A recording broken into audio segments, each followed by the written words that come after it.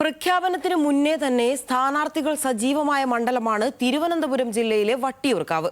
Sitting എംഎൽഎയും മുൻ എംഎൽഎയും corporation കൗൺസിലറും മത്സരത്തിന് ഇറങ്ങുന്നുവെന്ന പ്രത്യേകതയുണ്ട് മണ്ഡലത്തിന്.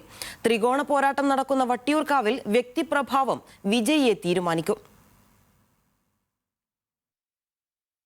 2016 കോൺഗ്രസ് ഒന്നാമതും CPIM മൂന്നാം സ്ഥാനത്തുമെത്തിയ വട്ടിയൂർക്കാവ് 10 കൊല്ലത്തിനിപ്പുറം CPIM ഒന്നാമതും കോൺഗ്രസ് മൂന്നാം സ്ഥാനത്തും. ഏറ്റവും ഒടുവിൽ നടന്ന തദ്ദേശ തെരഞ്ഞെടുപ്പിലും കഴിഞ്ഞ ലോക്സഭാ തെരഞ്ഞെടുപ്പിലും മുന്നിലെത്തിയത് പക്ഷേ ഇവർ രണ്ടുപേരുമല്ല BJP. ഇങ്ങനെ കണക്കുകൂട്ടലുകളിൽ വട്ടം ചുറ്റിക്കും വട്ടിയൂർക്കാവ്.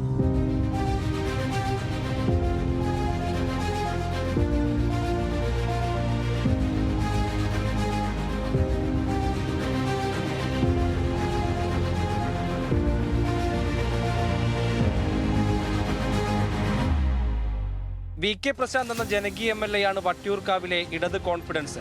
ചെയ്ത കാര്യങ്ങളുടെ പട്ടിക നിരത്തി പ്രശാന്ത് വോട്ടർമാരെ കാണുന്നു. 2019 ഉപതെരഞ്ഞെടുപ്പിൽ 14,000 കടന്ന ഭൂരിപക്ഷം 2021 21,000-ലേക്ക് ഉയർത്തിയ ജനകീയത. ഇവിടുത്തെ വികസനത്തിന്റെ പ്രശാന്ത് വന്നതിന് ശേഷമാണ് കുറച്ച് വികസനം ഇങ്ങനെ ആയി വന്നുകൊണ്ടിരിക്കുന്നത്. അപ്പോൾ പ്രശാന്തിനെയാണ് എല്ലാവരും പ്രതീക്ഷിക്കുന്നത് കൂടുതലും. പ്രശാന്ത് തന്നെ നമ്മൾ എപ്പോഴും കാണുന്ന ആളാണ്. പിന്നെ എല്ലാവർക്കും ആളുകൾക്കെല്ലാം സഹായമൊക്കെ ചെയ്യുന്നുണ്ട്. VK പ്രശാന്തിനാണ്. എന്തുകൊണ്ടാണ് അങ്ങനെ? വികസനത്തിന്റെ പേരിലാണ്. വികസനം പേരിൽ അത് ഇവിടുത്തെ വികസനങ്ങളും പുള്ളി ചെയ്തതിൻ്റെ ആ ഇതിലാണ്. നല്ല അഭിപ്രായമാണ് പുള്ളിയോടാണ് കൂടുതൽ താല്പര്യം എന്ന് വിശ്വസിക്കുന്നു. പുള്ളിയെ ജയിക്കുമെന്നാണ് 100% ഉറപ്പ്. Sitting MLA K Muraleedharan Vattiyoorkavu വിട്ട് വടകരയിൽ പോയപ്പോൾ കോൺഗ്രസിനെ കൈവിട്ടതാണ് വട്ടിയൂർക്കാവ്. തിരിച്ചു പിടിക്കാൻ കോൺഗ്രസ് കാത്തുവെച്ചതും K മുരളീധരനെ. മുൻ ജനകീയ MLA എന്ന ഇമേജിനൊപ്പം കോൺഗ്രസിന്റെ പ്രധാന മുഖമെന്ന തലപ്പൊക്കവും ചേർന്നാൽ ജയിച്ചു കയറാമെന്ന് UDF-ന്റെ പ്രതീക്ഷ. എന്റെ ആഗ്രഹം മുരളി ജയിക്കണമെന്നാണ് എന്റെ ആഗ്രഹം. വികസനത്തിന് ഇവിടെ നിന്ന് 3.5 വർഷം ഇവിടെ നിന്ന് അത് കഴിഞ്ഞപ്പോഴേ ഇവിടുന്ന് നേരെ കൊണ്ട് വടകര കൊണ്ടുപോയി. രണ്ട് സ്ട്രോങ് ടീമുകളായതുകൊണ്ട് നമുക്കൊന്നും പറയാൻ പറ്റില്ല. വന്നപ്പോൾ ശക്തമായ മത്സരമായല്ലേ നടക്കും. രണ്ടുപേരും നല്ല സ്ട്രോങ് സ്ഥാനാർത്ഥിമാരാണ്. അതുകൊണ്ട് ഒന്നും പറയാൻ പറ്റൂല. മുരളീധരനാണ് ഇപ്പൊ ജയിച്ചു കഴിഞ്ഞാൽ ഇവിടെ നിന്ന് പോയ പോക്കാണ്. പിന്നെ ഇങ്ങോട്ട് കാണണമെങ്കിൽ പിന്നെ എന്തെങ്കിലും പറയാൻ പറ്റൂല. 3 പേര് ഒരേ സംഭവത്തിനാണെങ്കിൽ ഒന്നും പറയാൻ പറ്റില്ല.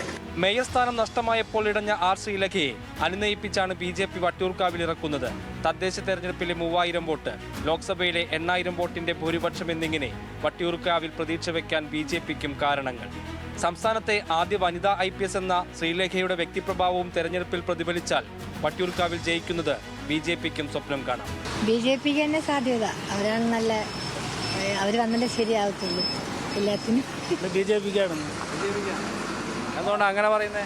BJP താല്പര്യമുണ്ട്. അങ്ങനെ കാര്യം പറഞ്ഞു ജയിക്കാൻ സാധ്യതയുണ്ടോ? പക്ഷേ പിന്നെ 100% വട്ടിയൂർക്കാവിന്റെ രാഷ്ട്രീയ സാഹചര്യം ഇന്ന് ആർക്കും എതിരല്ല. ആർക്കും അത്ര എളുപ്പത്തിൽ ജയിച്ചു കയറാനും കഴിയില്ല. പാർട്ടി വോട്ടുകൾക്കപ്പുറം ആരധികം വോട്ട് പിടിക്കുന്നോ അവർ വട്ടിയൂർക്കാവിന്റെ MLA ആകും. രതീഷ് കട്ടേലയ്ക്കൊപ്പം അർജുൻ രാജ്, ന്യൂസ് മലയാളം, തിരുവനന്തപുരം.